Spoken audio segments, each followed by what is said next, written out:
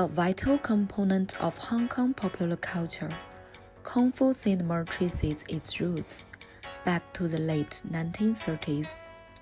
Early works such as Fang Sai Yak established the martial arts hero narrative, while the On Fei Hong series cemented the genre conventions with its emphasis on Confucian ethics, authentic fight choreography, and nationalist undertones. In the 1960s and 70s, Hong Kong emerged as the epicenter of Asian action cinema.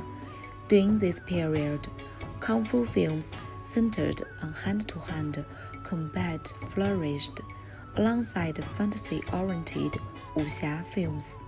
Bruce Lee's The Big Boss and Enter the Dragon propelled the genre onto the global stage. His portrayal of individual heroism became a powerful symbol of Eastern identity and cultural resistance in Cold War geopolitics. A major transformation occurred in the 1990s with the new wave led by Hark. His Once Upon a Time in China series reimagined On Fei Hong not only as a martial artist, but as a guardian of traditional Chinese values, confronting Western imperialism, medical institutional decay, and social unrest.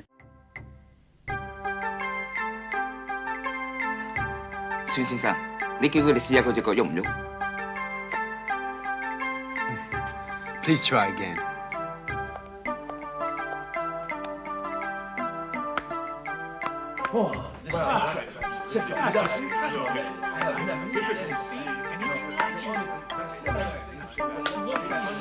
Simply amazing. Sui's The Blade further challenged genre norms by deconstructing heroism through gritty visuals and the protagonist's physical breakdown. Violence here is no longer glorified, but portrayed as a raw survival instinct, exposing the disillusionment of heroic ideals. 正义这玩意儿，不是种同情，对和错不是那么分的。今天你看这事不对，你去出头，明天你才知道，错的那个可能是你自己。到时候后悔已经太迟了，没人会可怜你。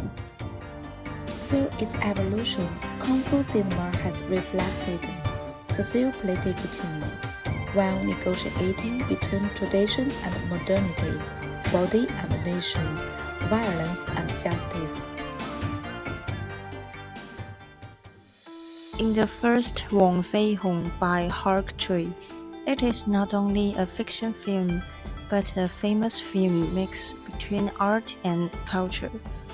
On the one hand, there are many different action styles have designed. For example, the duel with Iron Foot 7 has a tight rhythm and strong explosive power. Besides, the battle by Umbrella is one of the representative scenes of the whole film.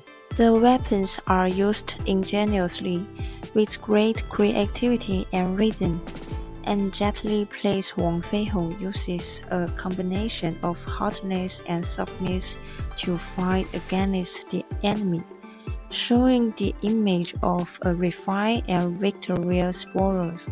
On the other hand, the costumes of the characters are full of southern local colors, creating a historical atmosphere.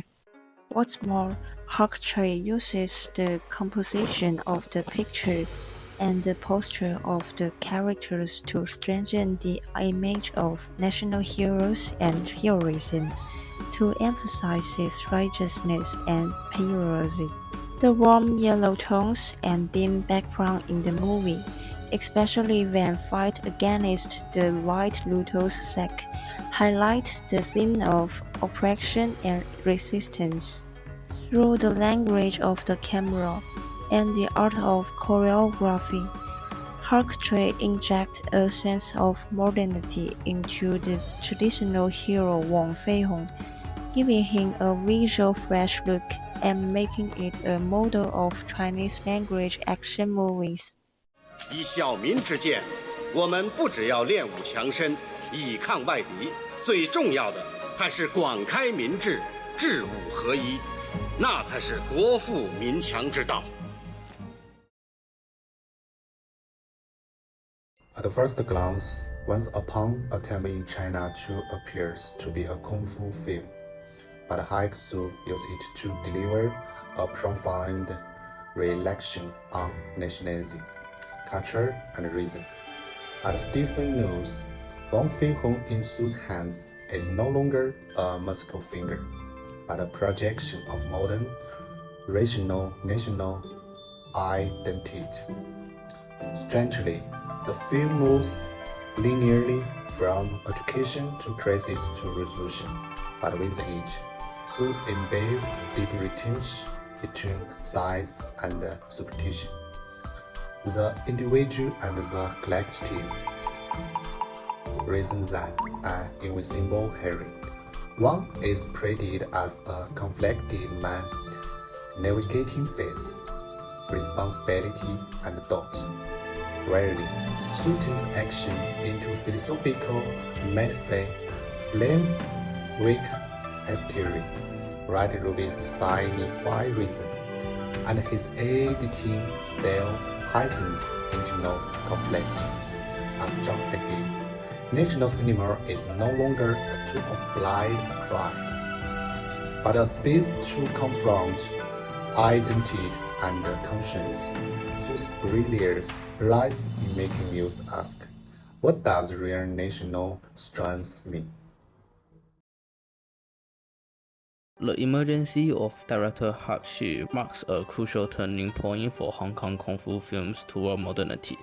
He blends traditional martial arts spirit with modern visual language, expanding the expressive space and ideological depth of kung fu films through rapid editing, symbolic imagery, and historical reflection. Hark not only revolutionized the narrative structure of martial arts films, but also completely overturned the aesthetic structure of traditional kung fu films. For example, in The Knife, Hark completely subverted the aesthetic structure of traditional martial art films, creating a martial art film that integrates violent philosophy and postmodern thinking through a highly experimental image style, nonlinear narrative, and dark visual tone. He broke the mythological narrative structure of heroes and replaced it with physical suffering, spiritual struggle, and the cruelty of social structure, thus achieving a deconstruction and reconstruction of traditional martial arts aesthetic. This aesthetic shifts not only expand the expressive boundaries of kung fu films, but also injects a stronger sense of modernity and philosophical depth into Hong Kong action films, exploring more complex social themes such as national identity, cultural conflicts, and individual fate. As one of the most recognizable film genres, kung fu films not only shape unique national hero narratives in local cultures, but also have a profound impact on global scale.